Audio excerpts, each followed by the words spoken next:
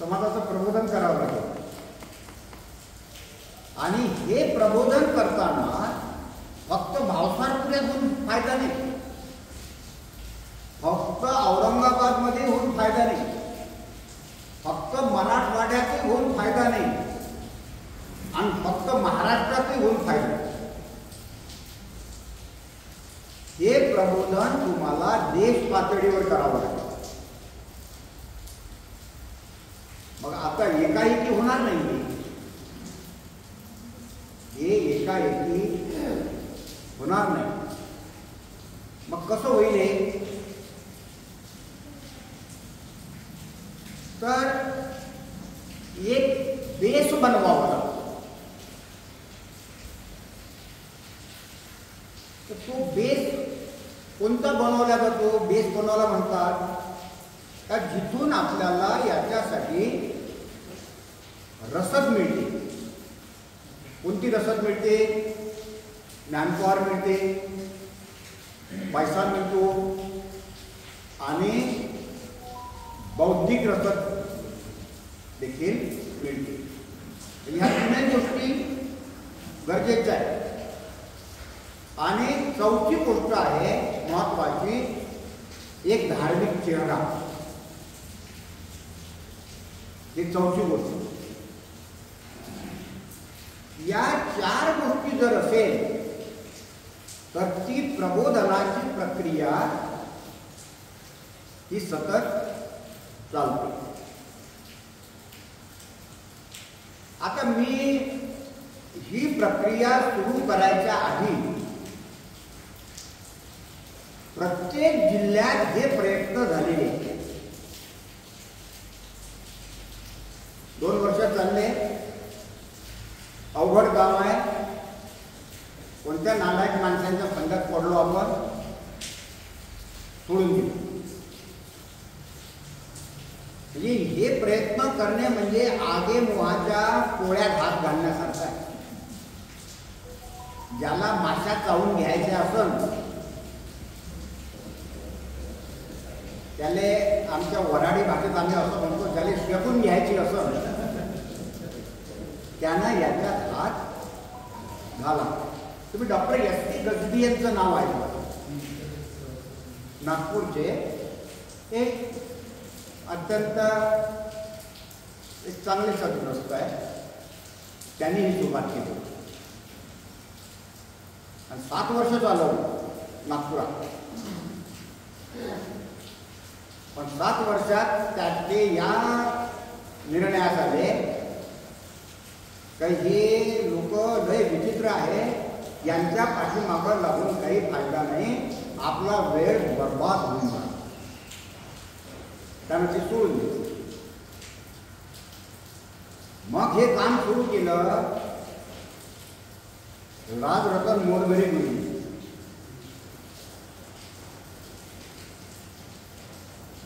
S के गजबेचा चेहरा धार्मिक नव्हता. तो वैचारिक एक प्राध्यापक म्हणून, व्यावसायिक म्हणून होता. आणि राजरतन मोरघरेने सुरू केलं तर त्यांचा चेहरा गोड माणूस, भास्कररावसारखा बोलणारे सारखा, म्हणजे अजात शत्रू. पण त्यांचा चेहरा होता बीएसपी राजकारणात. त्यांनी 2-3 वर्ष केलं, सोडून दिले. मग वसंतराव डोंगरे नावाच्या एका व्यक्तीनं ते काम सुरू केलं. तर ते त्यांच्याही काही आलं नाही आणि मग ते तो फंद्या लोकांनी सोडून दिला. पण प्रत्येक जिल्ह्यात असे काही लोक होते तर त्यांना वाटायचं हे झालं पाहिजे, कारण त्यांना प्रत्येक बुद्धविहारात काही ना काही अडचणी यायच्या. इथं कशा सुधारणा करावं, इथं कशा सुधारणा करावं हे होऊन नाही राहिलं. तरुण पोरं येऊन नाही राहिले, विहारात भांडणं आहे, भिक्षूंचे आभार होऊन राहिले. ह्या सगळ्या गोष्टीच्या असल्यामुळं प्रत्येक ठिकाणी काही ना काही लोक असे होत गेले, बोलत गेले. पण त्याला एक चेहरा पाहिजे, धार्मिक चेहरा. तुम्ही 1986 साली मी कीर्तनाला गेला आणि त्याचा हेतू होता की बुद्ध, फुले, आंबेडकर हे विचार बौद्ध समाजाच्या कल्याण कसे जाईल. तर ओबीसी समाजामध्ये कीर्तनाची एक क्रेज आहे, एक श्रद्धेनं मी पाहता. आणि त्याच्यामुळं हळूच मी तिकडे चंदू प्रवेश केला आणि त्याच्यात मी बऱ्यापैकी यशस्वी केला. आणि गाडगे बाबा हा माझा ट्याव कीर्तनाचा. गाडगे बाबा एक आदर्श आणि बुद्ध, फुले, शाहू, आंबेडकर ही मांडणी मी कीर्तनातून करायचं. तर नागपूरच्या जवळपास वस्त्यांमध्ये आणि विहारांमध्ये माझे कीर्तन झाले. कीर्तन करताना मी चुकूनही BSP सांगितलेली नाही, चुकूनही कोण्या संघटनेचा विरोध केलेला नाही. आपला विषय घेऊन तर BSPचा कट्टर विरोध करणारे लोक मला व्याख्यानाला बोलवायचे आणि त्यांना पूर्ण विश्वास राहायचा की हा माणूस बाकीच्या सारखं कुठेही आपलं मिरवत नाही. आणि मला ते सवय आहे, मी विषय सोडून कधीच बोलत नाही, कारण मी हा कॉलेजच्या जमान्यातला डिबेटर.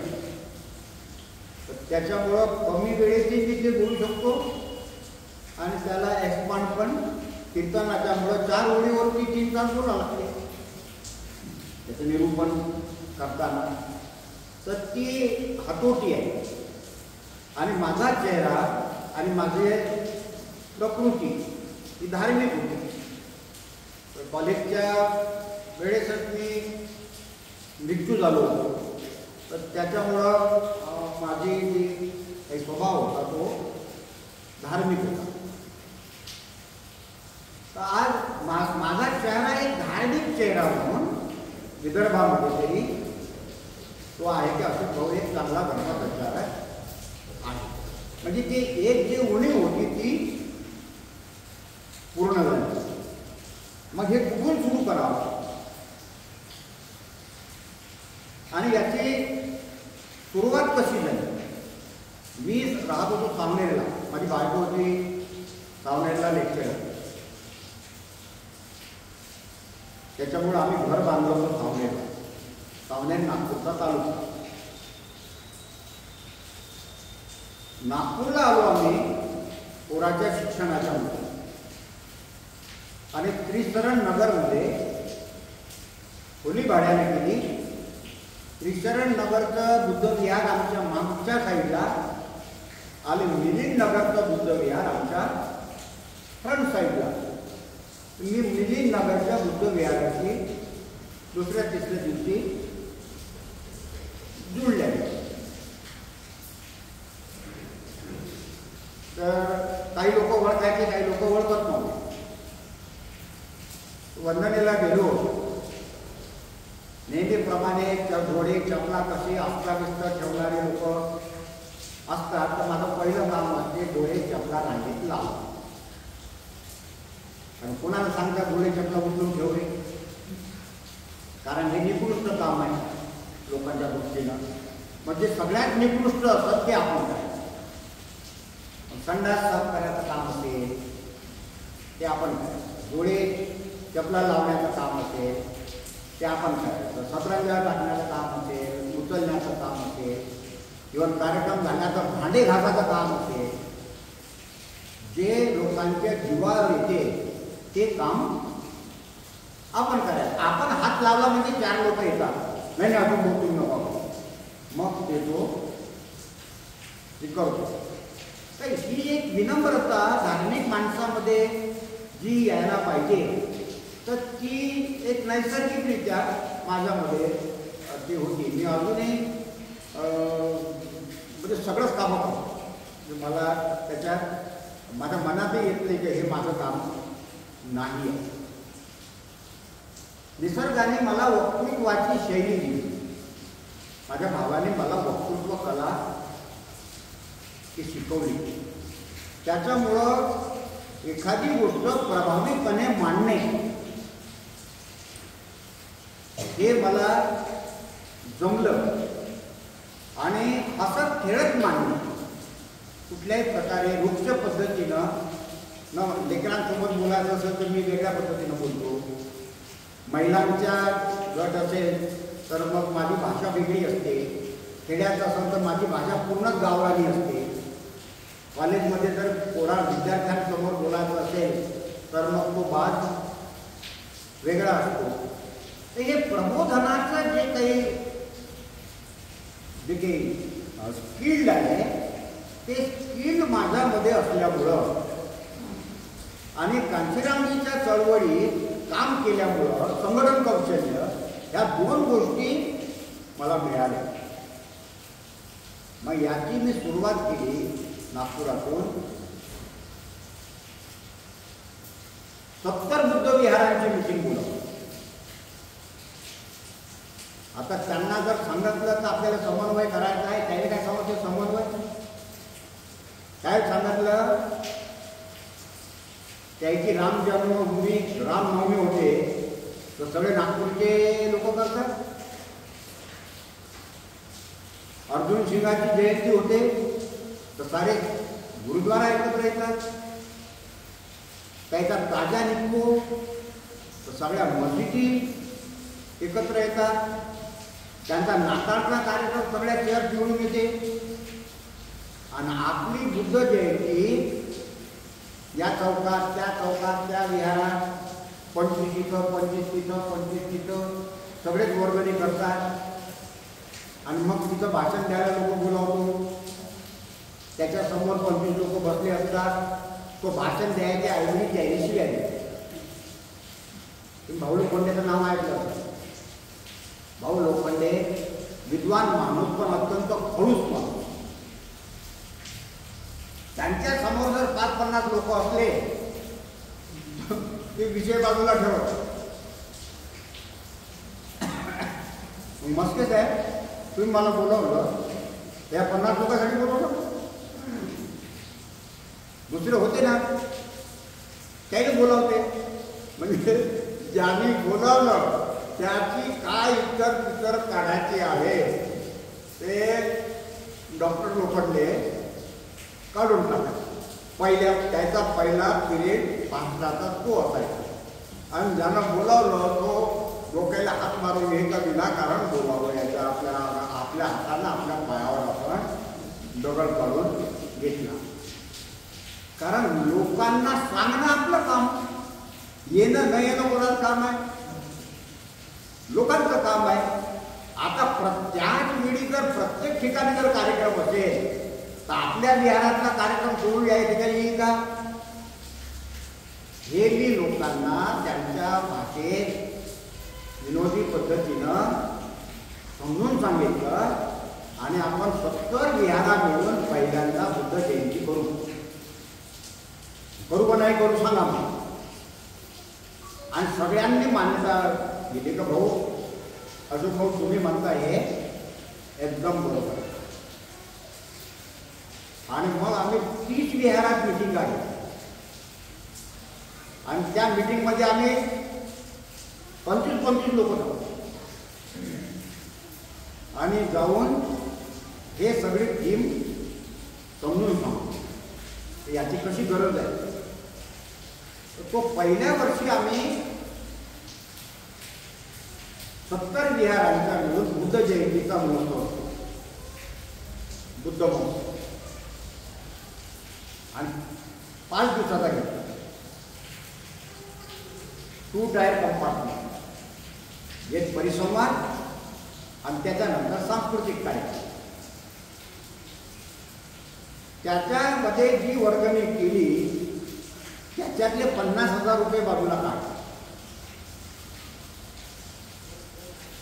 आणि कार्यक्रम झाल्यानंतर प्रत्येक गुरुवारी एका एका विहारात सर्व मिळून जायचे आणि त्यांचं बुद्ध विहाराचा समन्वय झाला पाहिजे याच्यावर त्याचं प्रबोधन करायचं. दुसऱ्या वर्षी आम्ही जवळपास 45 हप्ते 45 विहारात गेलो आणि त्या वर्षी कार्यक्रम घेतला बुद्ध जयंतीचा 120 बुद्ध विहारामध्ये आणि त्या कार्यक्रमाला मोदी पालुगंजींना बोलवलं. त्या कार्यक्रमालाही खूप चांगला प्रतिसाद मिळाला. पहिल्या वेळी आमच्याजवळ 10 कार्यकर्ते होते. दुसऱ्या वर्षीच्या कार्यक्रमाला 25 कार्यकर्ते झाले आणि त्या वर्षीच्या कार्यक्रमातून आम्ही 1 लाख रुपये उडवतो. आमच्याकडे 1.5 लाख रुपये आम्ही रिझर्व्ह फंड ठेवला. लोकांनी डबल कोण मागत बसून पैसे लोक कंटाळून जायचे होते. तिसऱ्या वर्षी आम्ही एकाच बुद्ध विहारात दर हप्त्याला असे 52 व्याख्यान आणि त्याच्यासाठी 52 लोक बोलवतो वेगवेगळ्या एरियात आणि 230 विहारांचे पहिल्यांदा समन्वय परिषद. पूर्ण नागपूरचे लोक नाही बोलवले. उत्तर नागपूर म्हणजे त्याचे खतरनाक नागपूर म्हणजे ज्याला काहीच करायचं नसन त्यांना पहिले उत्तर नागपुरात हात घाला. ज्याला भांडणच करून घ्यायचे असन त्यांना उत्तर नागपूर पासून सुरुवात करा. आम्ही उत्तर नागपूर एकदम बाळकाटच करून टाकलं सुरुवातीला. दक्षिण पश्चिम दक्षिण पश्चिम हे असे 3 एरिये पहिल्या वर्षी आणि दुसऱ्या परिषदेला मग पूर्ण नागपूर. तर त्यावेळी आमच्याजवळ कार्यकर्ते होते 45. तर ते सगळे कार्यकर्ते कसे होते भास्करराव सारखे बोडान साहेबांसारखे सगळे नोकरीपेशाचे की त्यांच्याजवळ संयम असला पाहिजे, बुद्धी असली पाहिजे आणि 4 पैसे ते देणारे असले पाहिजे आणि पद भोगून त्याचं मन तृप्त झालं पाहिजे. म्हणजे इथे पदासाठी त्यांची भांडवल नसावी. म्हणून आम्ही अध्यक्ष मग आम्ही जेव्हा बुद्ध विहार समन्वय समिती हे नाव धारण केलं 1917ला 2017 तर त्यावेळी आपल्याकडे आता ज्येष्ठ कोण आहे बा. पण जसं आता धानोरकर सर आपल्याकडे वयस्क आहे सगळ्यात तर आपले अध्यक्ष धानोरकर सर. तर हे रजिस्ट्रेशन होईपर्यंत आम्ही ज्येष्ठांनाच अध्यक्ष केलं. काम मी करायचा आणि अध्यक्ष दुसरे असायचे. मी अध्यक्ष नव्हतो. रजिस्ट्रेशन केल्यावरही त्या बॉडीत मी अध्यक्ष नाही आहे. त्यांना सांगायचं तर माझं नाव टाकायचं नाही याच्यात. ह्या 9च्या बॉडीमध्ये पण मी नव्हतो. कारण माझं नाव टाका तर मराठवाडा पश्चिम महाराष्ट्र हे जे लोक जुळले त्यांचं काय. तर पहिल्या परिषदेला मग उपाय कौशल्य काय केलं प्रबोधनाचं. कार्यकर्ता प्रबोधन तर फक्त इथं होऊन फायदा नाही ना, तिकडे झालं पाहिजे, महाराष्ट्रातही झालं पाहिजे. म्हणून मराठवाड्यातले जयाजीराव पाईकराव हे ओळखीचे होते. त्यांना भाषणाला बोलावलं हिंगोलीवर. नाशिकमधून या आपले इथले 2 कार्यकर्ते, त्यांना आम्ही भाषणाला बोलवलं. भाषणाला बोलून तेव्हा तर ते येतील, तसे विनाकारण काही येणार नाही. पुण्यातून आम्ही सिद्धार्थ जाधव आणि पळघन यांना बोलावलं आणि मुंबईतून मेराताई गायकवाड आणि स्मिताताई खैरना आणि बारसागर यांना बोलावलं. मग फक्त यांनाच नाही बोलावलं महाराष्ट्रातल्या, तर मध्य प्रदेशातून बोलावले 2 लोक, 2 लोक गोव्यातून बोलावले, 2 लोक छत्तीसगडमधून बोलावले, 2 लोक तेलंगणातून बोलावले. म्हणजे ज्यांना हिंदी समजते, आणि 2 लोक गुजरातमधून बोलावले. परिषद नागपुरात भाषण करायला हे बाहेरचे, आणि मग 12 महिने मी त्यांच्याकडे दौरे काढून तिथे मिटिंगा लावायला लावा. पुण्यात मिटिंगा लावा, मराठवाड्यात मिटिंगा लावा, खानदेशमध्ये मिटिंगा लावा, कोकणात मिटिंगा लावा. म्हणजे मी अशा पद्धतीनं त्या लोकांना जोडलं, पण विषय सोडलेला नाही. विषय हाच की बुद्ध विहाराच्या समन्वयाशिवाय बौद्धांचा समन्वय होत नाही. हा फक्त बुद्ध विहाराच्या समन्वयापुरता मर्यादित मुद्दा नाही आहे.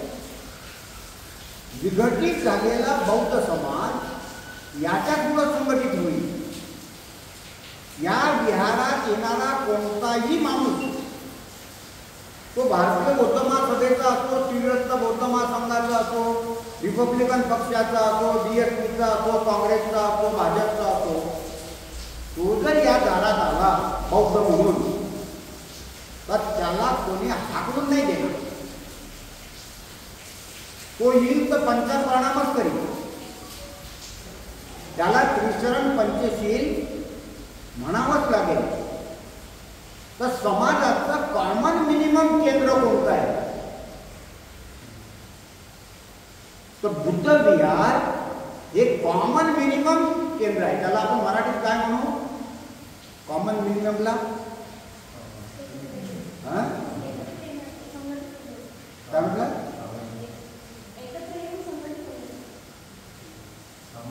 सामान्य म्हणजे मुद्दा जो असतो, कॉमन मिनिमम प्रोग्राम, किमान समान कार्यक्रम.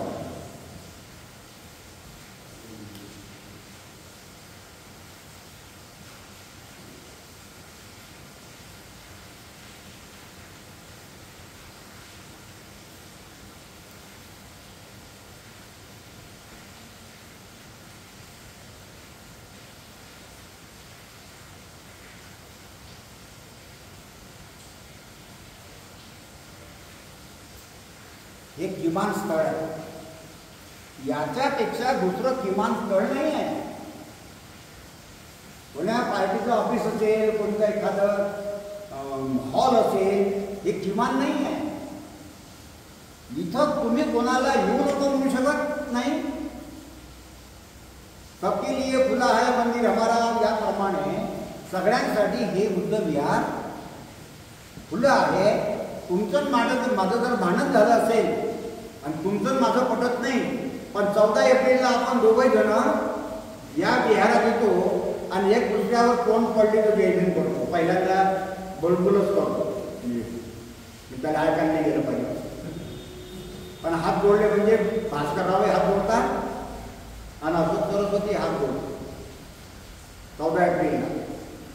आणि बुद्ध जयंतीला आल्यानंतर मग पुराण जयंती. प्रतिसाद जयंती आणि 14 ऑक्टोबरपर्यंत त्याचं भांडण मिटते, थोडंफार राहील. पण बुद्ध विहारात आल्यानंतर तुमचा एकोपा होतो.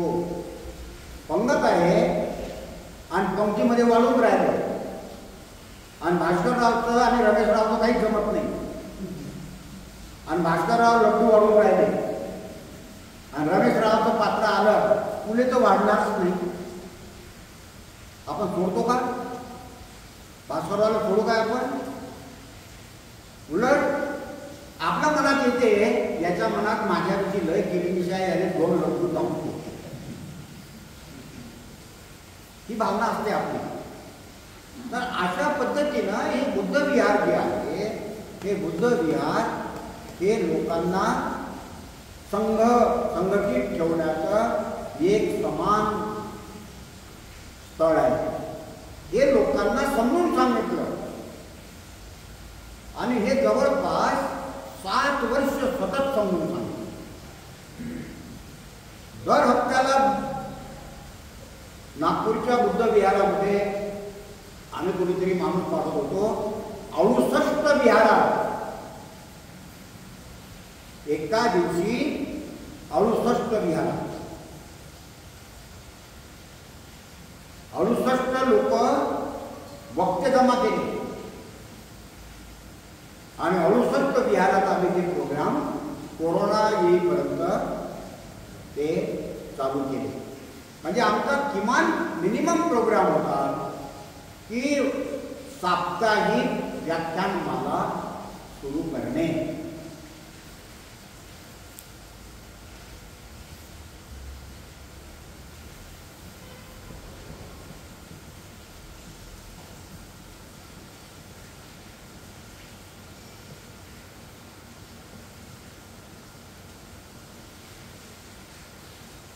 आता हे साप्ताहिक व्याख्यान आम्ही कसे केले?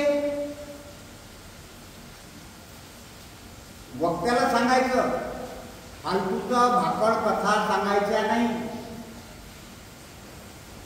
कुणावर टीका करायची नाही, राजकारणावर बोलायचं नाही. जो विषय आहे तो विषय तयार करून जायचं. अर्ध्या तासाच्या वर तुम्ही बोलायचं नाही. अर्धा तास म्हटलं तर तो 40-45 मिनिट 10 मिनिट वाढत देतो. आणि लोक जेवढे असले तेवढे त्याला सांगा. लोक किती पाहिजे हा मुद्दा नाही. 4 असले तर 4लाच सांग, 10 असले तर 10लाच सांग, 25 असले तर 25ला सांग. आणि तू जर पहिल्यांदा गेला आणि विहाराचा अध्यक्ष जर उशिरा आला, नाराज नको हो. तू फळा घे हाती, तू जाळू लाग त्याला, तू खुर्च्या टाकू लाग. त्याला जर अनाउन्सिंग जमत नसेल तर तूच अनाउन्सिंग कर तुझ्याच नावाची की आता अमुक याचं प्रवचन आहे, सगळ्यांनी एकत्र येण्याची कृपा करावी. तर जे रिनाऊंड व्याख्याते होते त्यांच्यापेक्षा नवे लोक धर्म चांगला समजून सांगायचे. ते अभ्यास करून जायचे, नोट्स काढायचे आणि नोट्स काढल्यामुळं अभ्यास करून गेल्यामुळं ते चांगले सांगत होते. आणि त्यांच्यामध्ये वक्तृत्व कला ही डेव्हलप झाली कारण त्यांना संधी मिळाली. म्हणजे या साप्ताहिक व्याख्यानातून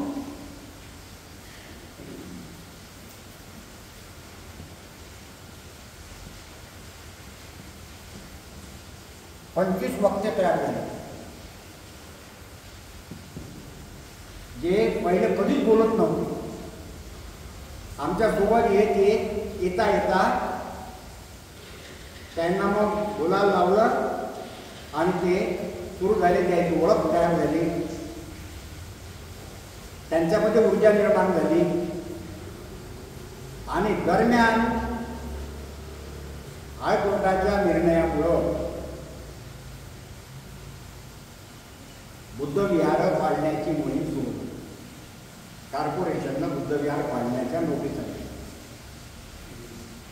ते हे PV लँडमध्ये आहे आणि PV लँडमध्ये हे जागा बिल्डिंग पाहिजे नाही आणि त्याच्यात काही त्यांचे मंदिर पण आहेत. आज त्यांचे मंदिर आज पाडले ते उद्याच बांधतात, त्याच्यावर पैसे आपल्या पुढे. पण तोपर्यंत आम्ही नागपूरच्या 500ही बुद्धविहारापर्यंत आम्ही पोहोचलो होतो. आमचं नाव पोहोचलो होतो. आमच्या जवळपास 3.5 लाख रुपयाची पुंजी होती. आमचं ऑफिस होतं आणि आमच्या ऑफिसमध्ये 5-7 लोक दर दिवशी बसत होते आणि ती रिटायर झालेले ऑफिसर. तर 142 बुद्धविहारांना जेव्हा नोटिसा आल्या तेव्हा ते आम्हाला माहीत झालं. आम्ही ती यादी मिळवली आणि 142 बुद्धविहारांनी कोणता अर्ज करावा, अर्ज आमच्या पैशानं अर्ज लिहून छापून आम्ही त्यांच्याकडे अर्ज पोचून दिले की तुम्ही हा अर्ज करा. परिस्थिती अशी होती की बुद्धविहार बंद. त्यानं दरवाजाला नोटीस लावून दिली. कोण पाहिजे दरवाजाला नोटीस? आम्ही ज्यांच्याकडे ते अर्ज करा म्हणून अर्ज लिहिले त्याचे आम्हाला शिवाय द्यायचे. कोण? तुम्ही आमचं विहार पाळणारे होता कोण? अरे म्हटलं आम्ही पाळणारे नाही, आम्ही वाचवणारे. तुम्ही हिंमत कशी केली आमच्याकडे येऊन हे अर्ज द्यायची? त्यांना वाटत ते आम्हीच पाळून राहतो. हे अज्ञान पहा कसं आहे. अनेक विहाराचा अध्यक्ष कोण आहे कोणालाच माहीत नाही. त्यानं नोंदणी केली होती, त्याचे पदाधिकारी कोण आहे कोणालाच माहीत नाही. मग कोण जावं कोर्टात? आता कमिशनरकडे कोण जावं? मग त्याच्यासाठी आम्ही समता सैनिक दलाचा जो एक कार्यकर्ता वकील आहे हायकोर्टात त्याची मदत घेतली आणि आम्ही असे सगळे ते अर्ज आणि मग आंदोलन उभं केलं. तर सलग 3 महिने आंदोलन चालवलं. पण आंदोलन चालवताना आम्ही आंदोलन करणाऱ्या सगळ्यांना असं बांधून ठेवलं. त्यांना मान देते कर भाषण. डेप्युटेशन घेऊन जायचं आहे, जा तुम्ही 14 जण. मीच डोंगर वाढतो मीच पाणी भरतो असं नाही. आणि मग अखेरचा आम्ही डाव टाकला की बौद्धांचे विहार पाडण्यासाठी केलेला तुमचा हा कट आहे. तुमचे विहार रस्त्यावर आहे, मंदिर रस्त्यावर आहे. तुम्हाला काय दगड ठेवला की मंदिर बांधलं? आमचं तसं नाही. मग आम्ही आक्रोश मोर्चा जाहीर केला. LIBने रिपोर्ट केले की हा समाज आता जास्त आक्रमक झाले. तोपर्यंत बराचसा असंतोष BJPच्या विरुद्ध निर्माण झाला आणि मग त्यांनी भूषण गवईला डेप्युटेशनवरती नागपूरला बोलावलं आणि भूषण गवईंनी 2009च्या नंतर जे विहार आहेत ते कायम राहतील असा निर्णय केला. मग आम्ही लोकांना सांगितलं की तुमचं विहार 2013चं आहे ना, तिथे लिहा 2009. स्थापना 2009 लिहून टाका. लोकांच्या लक्षात आलं की ही समन्वयाची चळवळ होती म्हणून आपलं विहार वाचलं. तुम्ही जर त्याच्या मदतीला नसते गेले तर तुमचं काहीच महत्व त्यांना वाटलं नसतं. जसं मी महाराष्ट्राच्या वेगवेगळ्या जिल्ह्यात फिरलो तसं मी तेलंगणात गेलो, मध्य प्रदेशात गेलो, छत्तीसगडमध्ये गेलो, गोव्यात गेलो, गुजरातमध्ये गेलो, वेगवेगळ्या प्रांतात। आज मी दिल्ली, राजस्थान, हरियाणा, पंजाब, इव्हन अरुणाचल प्रदेश, नागालँड, त्रिपुरा, सिक्कीम, पश्चिम बंगाल इथपर्यंत देखील पाय ठेवायला जागा मिळवली। तर त्याला कारण होतं की आमच्याजवळ पैसा आम्ही तयार केला। त्याच्याजवळ 6 लाख रुपये आम्ही उरवले होते। अरुणाचल प्रदेश, अरुणाचल, आसाम, नागालँड आणि पश्चिम बंगाल ह्या 4 राज्याच्या दौऱ्यासाठी आम्हाला 35,000 रुपये खर्च आला। मला इंग्रजी समजते पण बोलता येत नाही, तर त्याच्यामुळे ज्याला इंग्रजी बोलता येते आणि ट्रान्सलेट करता येते त्याला मी माझ्यासोबत घेतलं। तर आम्ही दोघांनी मिळून ह्या 4 राज्याचा दौरा केला। तर त्यांच्याशी आमचे असे संबंध जुळले। तर आम्ही 2022 मध्ये किंवा 21 मध्ये पहिलं राष्ट्रीय बुद्ध विहारांचं पहिलं राष्ट्रीय अधिवेशन घेतलं। मग ज्या राज्यातली माणसं आपल्याजवळ नाही आहे, तमिळनाडूमध्ये, शोधाचा कुठला कार्यकर्ता, त्याला बोलवायचं, त्याला तिकीट द्यायची, त्याला भाषण करायला बोलवायचं। तो भाषण करायला येईल तर आपला मित्र बनेल।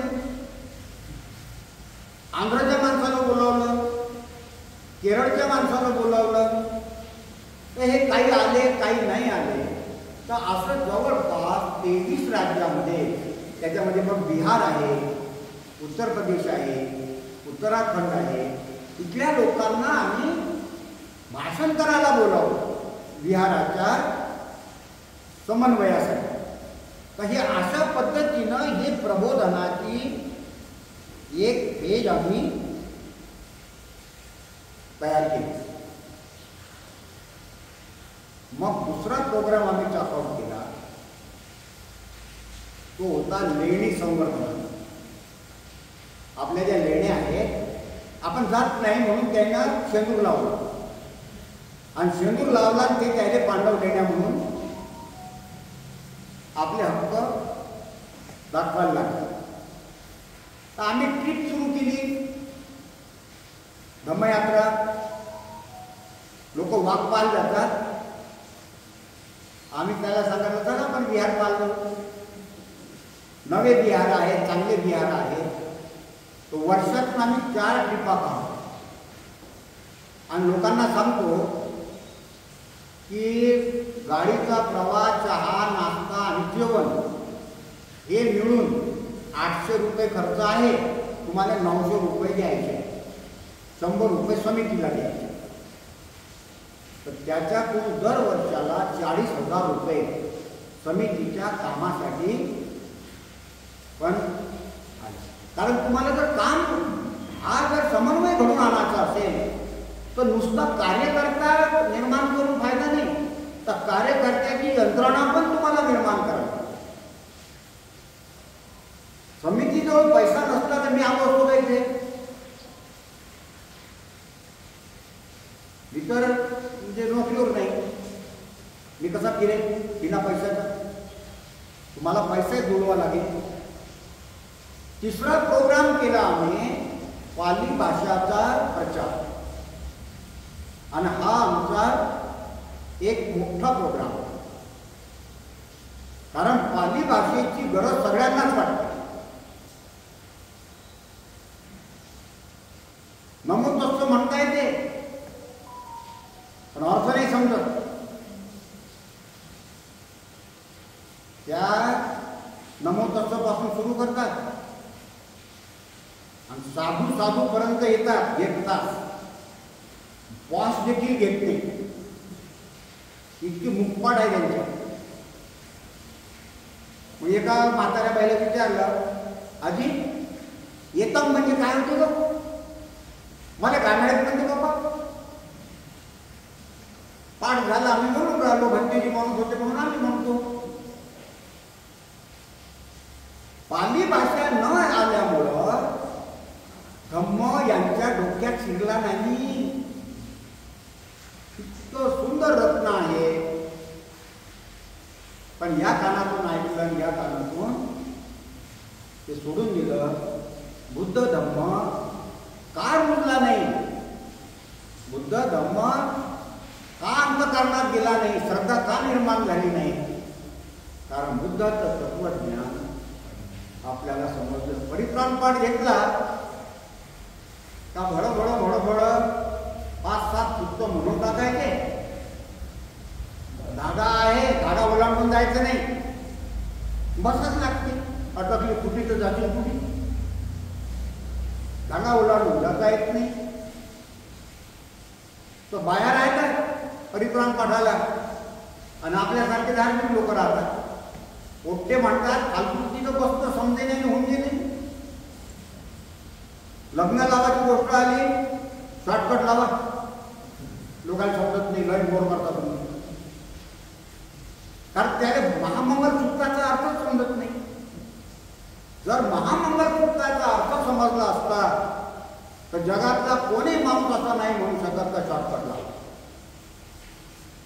कारण त्याचे इतके सुंदर अर्थ उपदेश आहेत भगवंताचे. मग आम्ही पाली भाषा परीक्षा घ्यायचं ठरवलं. अधिवेशन एक जण उभा राहिला, आम्हाला तर पाली भाषा काही येत नाही. मग परीक्षा कशी जाऊ म्हणे? म्हटलं तुम्हाला वंदन आहे ते का? म्हणे हो. म्हटलं तुम्हाला जेवढी पाली भाषा येते तेवढा प्रोफेसरला नाही, त्याला नाही म्हटलं वंदन, तुम्हाला येते. बुद्ध वंदनेचा शब्दार्थ एवढं पुस्तक काढून म्हटलं, ते पुस्तक पाठ करायचं. नमो म्हणजे काय, बुद्धाय म्हणजे काय, ते एवढं पुस्तक काढलं बुद्ध वंदनेचा शब्दार्थ, आणि त्याच्यावरती 5,000 लोक परीक्षेला बसतात. आता त्याचे फायदे काय? 128 बुद्ध विहार जोडल्या गेले पहिल्या. तुम्ही जे विचारलं ना, कुणीतरी विचारलं तर समन्वय कसा होईल, त्यांना पत्ता नाही लागला पाहिजे का तुम्ही येऊन राहिले. तुम्ही येऊन राहिले हे त्याला पत्ताही नाही लागला पाहिजे. त्याच्या हिताचं असताना देखील त्याच्या डोक्यात जर किलबिश असेल तर तो तुम्हाला येऊ नये. मग त्याच्या मनात किलबिशच निर्माण नका होऊ. पाली भाषेच्या परीक्षा कोणाला घ्यायच्या आहे? विहाराचे अध्यक्ष. मटेरियल कोण पाठवणार आहे? बुद्ध विहार समन्वय समिती. आता याचा फायदा काय? या विहारात जर परीक्षा असेल तर परीक्षा घेण्यासाठी यांना 2 कार्यकर्ते डेप्यूट करावे लागतात. फॉर्म भरून घ्या. आणि विहाराला असा प्रोग्राम मिळाला का 4 महिने निवड खोट धंदा. परीक्षा आहे, परीक्षा आहे, परीक्षा आहे, फॉर्म भरावं लागते, फॉर्म भरावं लागते. कायचे फॉर्म होय, कायचे फॉर्म होय, आम्ही कसे भरावं, आम्ही कसे भरावं, आम्हाला काहीच येत नाही, आम्हाला काहीच येत नाही. मग फॉर्म भरले, मी त्याला सांगितलं गेलं का पुस्तक येते, असं सोपं पुस्तक आहे. मग पुस्तक केव्हा येते, पुस्तक केव्हा येते? पुस्तक आलं, मग 15-20 दिवस 1 महिना अभ्यास. त्या पुस्तकाचा पुन्हा आनंद द्यायले. मग एक दुसऱ्याला चर्चा, अरे हे समजून नाही राहिलं, हे सांगा ना. मस्के साहेब एखादा क्लास घ्या तुम्ही, सांगा ना मला समजून. अनेक बुद्ध विहारात मग जे पाली ज्यांना येत होती त्या मास्तरांनी क्लास घेतले आणि लोकांनाही बरं वाटलं. मग परीक्षा झाली, मग निकाल केव्हा लागते, निकाल केव्हा लागते, चर्चा की निकाल लागला सर्टिफिकेट केव्हा भेटते, सर्टिफिकेट केव्हा भेटते. 6 महिने निव्वळ तो दंगा. तर त्या विहारामध्ये असं चैतन्य निर्माण होतं. हे जे उपाय कौशल्य आहे, बालकाचे चाली माता जाणोनी पाऊले घाली, तैसे संत जगी क्रिया करुनी दाविती अंती, अर्भकाचे साठी बनते हाती धरिली पाय. लहान लेकराला शिकवताना पाठी धरला ते हातात, लेखणी धरला त्याच्या बोटात आणि त्याच्यावर बोट धरून आपल्याला लिहावं लागतं. कार्यकर्त्यांनी समाजाला लेकरासारखं समजून त्याच्याकडून ती कृती करून घ्यायची. आज ही परीक्षा उत्तर प्रदेशात होती, आज ही परीक्षा मध्य प्रदेशात होती, छत्तीसगडमध्ये होते, बिहारमध्ये होते, झारखंडमध्ये होते, ओरिसात होते. आणि या वर्षी जसं आता मराठी हिंदीचं वर्षन तर आलं, यावर्षी गुजरातीत काढलं, तिथंच त्याचं प्रकाशन केलं. ते यावर्षी गुजरातीमध्ये आणि भारतामध्ये ज्या 16 भाषा आहेत, 16ही भाषेमध्ये 8 पुस्तकं प्रकाशित करायचे आणि तिथल्या बुद्ध विहारामध्ये त्या परीक्षा घ्यायच्या. तर याचे 2 फायदे होते. पहिला फायदा होईल, विहारामध्ये जी मरगळ आहे ते निघून जाईल, त्याच्यामध्ये चैतन्य निर्माण होईल. दुसरा फायदा आहे पाली भाषेचा प्रचार होईल. आणि तिसरा फायदा आहे या निमित्तानं शिकले सवरलेले 2 प्रत्येक विहारातले कार्यकर्ते तयार होतील. परीक्षा घेणारे आता ह्या पुरी आहे, तर या वयाच्या पुरींना आपण कुठे करतो ना फॉर्म भरासाठी. दुसरं कोणतं काम द्या तुम्ही त्यांना. तर महिलांचे जर फॉर्म भरून घ्यायचे असेल तर ही पोरगी चांगले फॉर्म भरून घेऊ शकते. तर ह्या अशा नवीन नवीन पोरं जे मास्तर कधी बिहारात ढुकून पाहत नव्हते, त्यांना हे काम दिल्यामुळं तेही चांगले कार्यकर्ते झाले. तर अशा पद्धतीनं पाली भाषेची जी परीक्षा आहे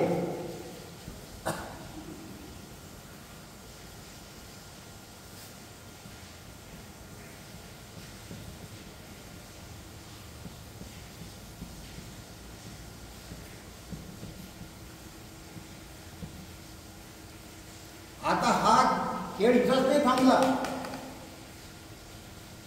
भारत सरकारनं 8व्या सूचीमधून पाली भाषा काढली आणि नागपुरातून ते आंदोलन सुरू झालं. आणि त्या आंदोलनात फक्त आपल्यासाठी लोक, ज्या मोर्चात 50,000 लोक पाहिजे होते त्या मोर्चात फक्त 3,000 लोक. बालचंद्र खांडेकर पाली भाषेचे विद्वान होते. ते म्हणाले, अशोक अरे लोक पाहायला किती येतात.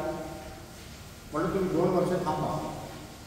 2 वर्षानंतर मी हजारो लोक आले. आम्ही पाली भाषेचं साहित्य संमेलन सुरू केलं. ह्या ज्या परीक्षा होत राहिल्या ना, याचे रिपोर्ट जातात. तुमच्या विहारात काय होते याचे जे पोलीसचे रिपोर्ट आहेत ना, हे रिपोर्ट जातात. याच्या बातम्या आम्ही छापायला लावल्या की या विहारात पाली भाषेच्या परीक्षा संपन्न झाली. या परीक्षेला इतके लोक उपस्थित होते. या परीक्षेला औरंगाबाद जिल्ह्यातून या प्रथम क्रमांकात आला. तर ह्या बातम्या आल्या. तर ह्या बातम्या साऱ्या प्रदेशातल्या आल्या. तर त्याच्यामुळं पाली भाषेला दर्जा मिळाला. कारण आम्ही त्याच्या आधी पाली भाषेचं साहित्य संमेलन सुरू केलं. पाली भाषेचं साहित्य संमेलन जागतिक आहे. पाली भाषा इंग्रजीसारखी जागतिक भाषा आहे. जशी इंग्रजी भाषा जगात बोलल्या जाते तशी पाली भाषा जगात आहे. थायलंडमध्ये पाली भाषा जाणणारे आहेत ते भिक्षू. जिथे जिथे बौद्ध धर्म आहे तिथे तिथे पाली भाषा आहे. साऱ्या पृथ्वीवर तर पाली भाषेच आहे. आणि आज भारतात पाली भाषा अनेक विद्यापीठामध्ये आहे. तर त्यांना लिखाणासाठी, साहित्य प्रसार करण्यासाठी जे एक विचारपीठ तयार द्यायला पाहिजे तर ते आपण निर्माण केले. तर एका PhD झालेल्या प्रोफेसरनं विचारलं, अशोक भाऊ काय PhD आहे का म्हणे पाली भाषेत, साहित्य संमेलन घेऊन राहिले. तर तिला दुसऱ्या PhD झालेल्या बाईने सांगितलं की अशोक भाऊ PhD नाही आहे म्हणे, आपण PhD आहो म्हणे, पण आपण भाजला पापड फोडून आलो काय. तो आपल्या भरोशावर साहित्य संमेलन घेऊन राहिला. आयोजनाचं स्क्रिप्ट त्याच्याजवळ आहे ते तो घेऊन राहिला. तर आता याच्यामध्ये पाली भाषा साहित्य संमेलन, बुद्ध विहाराचं राष्ट्रीय अधिवेशन, पाली भाषेचे 10 दिवसीय प्रशिक्षण शिबिर, पाली भाषेचे 3 दिवसीय प्रशिक्षण शिबिर. म्हणजे आता ज्या बाया परीक्षेला बसतात तर त्या प्रशिक्षणासाठी 40-50 बाया माणसं सहज प्रशिक्षण शिबिराला येतात. तिथं ना संघटना असते, ना कोणता वाद असतो, ना कोणता विवाद असतो. तिथे भारतीय बौद्ध महासभेचे लोक असतात. तिथे बुद्ध विहार समन्वय समिती हे नाव कॉमन असते, पण आयोजन भारतीय बुद्ध महासभा करते. कुठे आणखी कोणती तरी संघटना करते. त्याचा मान त्याला काय जे करून राहिले त्याचा मान त्याला. तिथे आपल्याला फालतू गोष्टी करायची काही गरज नाही आहे, कारण हे काम त्यांचं आहे. त्यांच्या पाठीमागं कामाचा व्याप जास्त आहे किंवा तो समज नसल्यामुळे ते नाही करू शकून राहिले. तुम्हाला समज आला, तुम्ही करून राहिले. तुम्ही असं म्हणा की आम्ही तुमचे विंग आहोत, हे तुमचंच काम आहे. तुम्हाला लहानपण घ्यायला काय लागतं? तुम्ही लहानपण घेतलं तर त्यालाही वाटते का हे आपलं विंग आहे, आपलंच काम करून, आणि आपली काही स्पर्धा नाही आहे. त्यांचा कार्यकर्ता तोडायचा नाही. जमलं तर आपला कार्यकर्ता त्यांना जुळत असेल तर फार चांगलं. त्याच्यात जाय बाबा, कर त्याच्यासोबत काम, त्यांना मदत कर, हेही मदत कर. म्हणजे आता हे उपक्रम, लेनिनचा उपक्रम जो सांगितला होता तो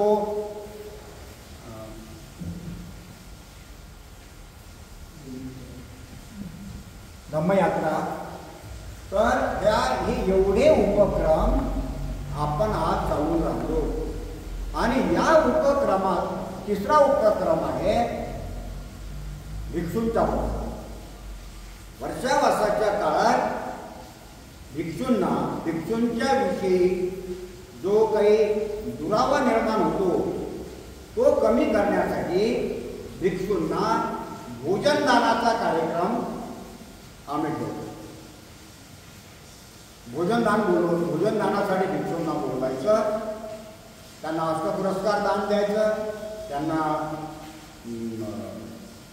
आर्थिक दान द्यायचं, आणि लोकांच्या मनात भिक्षू संघाविषयीचा आदर निर्माण करायचा, आणि त्यांच्यामध्ये काही ज्या सुधारणा आहेत त्यांच्या आचार्यांना सोबत घेऊन त्याच्या सुधारणेविषयी जाहीर न बोलता एकट्यामध्ये पण त्यांचा समन्वय करायचा.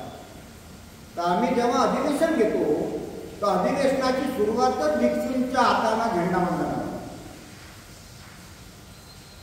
आणि भिक्षूंच्या हाताने समारोह, शेवटचा जो समारोह होतो आशीर्वाद प्रार्थना. भिक्षू स्टेजवर असतातच.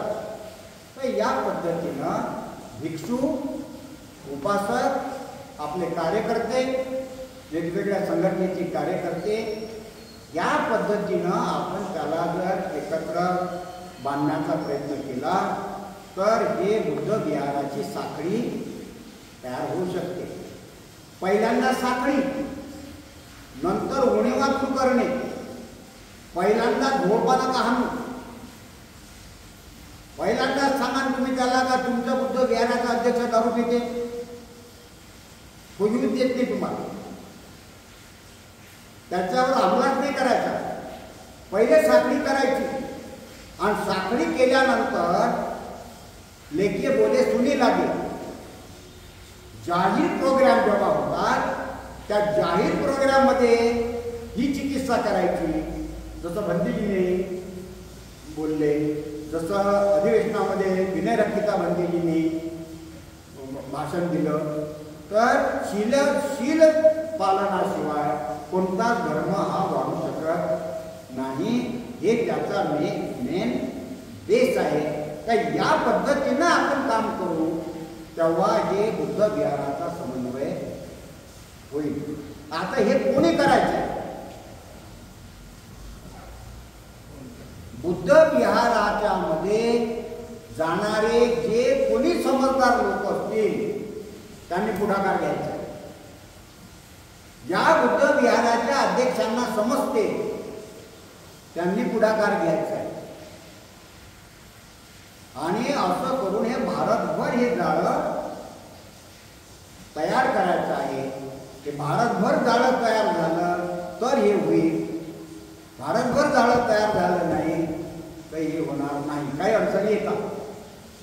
पुण्याच्या अधिवेशनात भीमराव आंबेडकरांना उद्घाटक म्हणून बोलावलं. त्यांनी होकार दिला आणि त्याच दिवशी त्याच वेळेला गौतमीपुत्र कांबळेचा सेक्युलरचा जो कार्यक्रम होता बदलापूरला, त्याही कार्यक्रमाच्या म्हणजे उद्घाटक केलं. आणि मला गौतमीपुत्रांनी फोन केला, भीमराव आंबेडकर तुमच्याकडे येऊन राहिले म्हणे. म्हटलं हो, आम्हाला तारीख दिली. तिथं माझ्या साहित्य संमेलनाचं उद्घाटक आहे म्हणे. त्यांनी मला पाठवून दिलं पेपरचं कटिंग.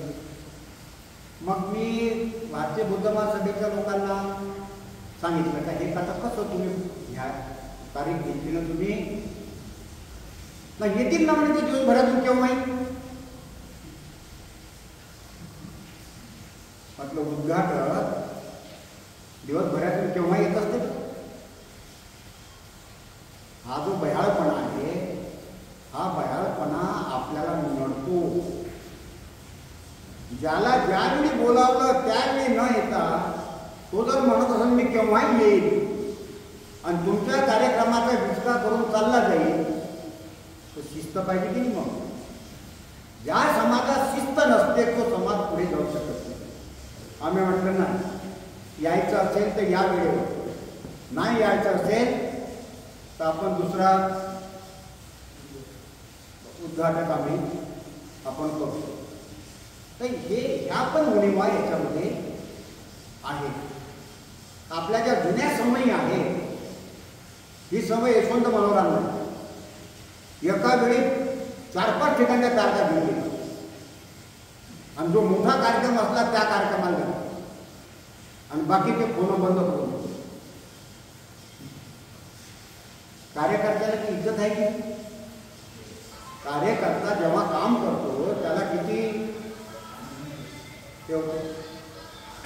तर अशा पद्धतीनं याला काही अडचणी पण आहे आणि त्या अडचणीतून आपल्याला मार्ग काढतो. आणि तो मार्ग असा की आपण तिरस्कार, भगवंताने आपल्याला तिरस्कार सांगितलेला नाही. कोणाचाच तिरस्कार करू नका. काल जे होतं ते कालचं काल गेलं. आजचा नवा दिवस आहे. कालचं काळाचं नाही. जुने मुर्दे काढायचे नाही. कोळसा कितीही उगाळला तरी तो काळाच असतो. म्हणून होत असेल तर गौरव करा, टीका नका करू. तुमच्या टीका केल्यानं तो दुरुस्त होत नाही. दुरुस्त होत असेल तर टीका करा, नाही तर गप्प बसा. धर्मकारण आणि राजकारण राजकारण एकत्र करू नका. धर्मकारण आणि राजकारण एकत्र कराल तर ना धर्मकारण होईल ना राजकारण होईल, काहीच होणार नाही. तर ह्या मर्यादा पालन करणे, आपण जिथं आहोत ते काम न सोडता हे काम करणे, इथे घाई न करता जेवढं आपल्याला चालता येते तेवढं चालणे. लोफर माणसं खूप धावणारे असतील तर ते खूप धावणारे काही कामाचे नाही. सज्जन माणूस हळू चालणारा असला तरी चालेल, पण त्यांच्या हातात हे सूत्र देणे आणि हा समन्वयाचा भाग त्यांना पुढे नेणे हा त्याच्यावरचा उपाय आहे. तर वेळेच्या तारतम्य लक्षात घेऊन मी इथे थांबतो. तुम्हाला फक्त एवढी विनंती करतो की तुम्हाला काही प्रश्न असेल तर विचारा, त्याचे उत्तरे देऊ. आणि इथे औरंगाबाद आणि मराठवाड्यामध्ये काम करण्यासाठी तुम्ही सगळ्यांनी सहकार्य करा. आपल्याला काहीही कोणाच्याही विषयीचं असं वैषम्य नाही आणि लालच पण नाही. आम्हाला कोणाचा नेता पण व्हायचं नाही. ते इथे मी थांबतो. तुम्ही मला ऐकून घेतलं त्याबद्दल तुम्हा सगळ्यांचे मनापासून आभार मानतो आणि वेळेचं तारतम्य लक्षात घेऊन इथे थांबतो.